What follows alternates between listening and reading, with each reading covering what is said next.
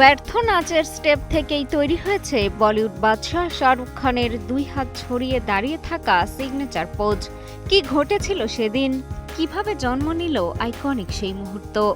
এবার সব প্রশ্নের জবাব দিলেন কিং খান নিজেই।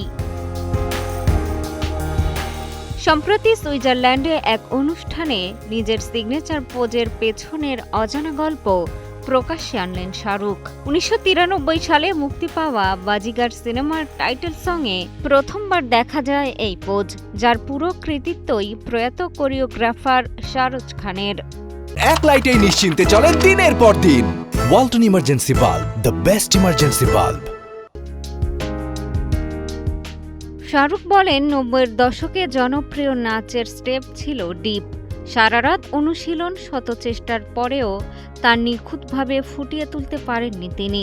শাহরুখ খান স্পষ্ট জানিয়ে দেন সেই স্টেপ মানাচ্ছে না।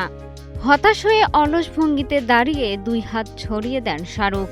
সেখান থেকেই জন্ম নেয় সেই বিশ্ববিখ্যাত পোজ।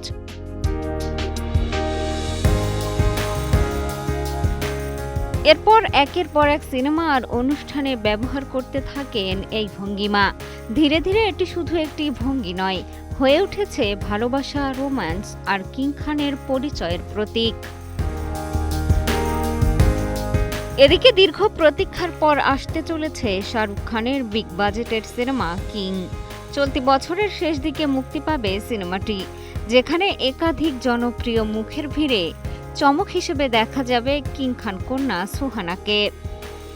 মিষ্টি খাতুন, কালের কণ্ঠ।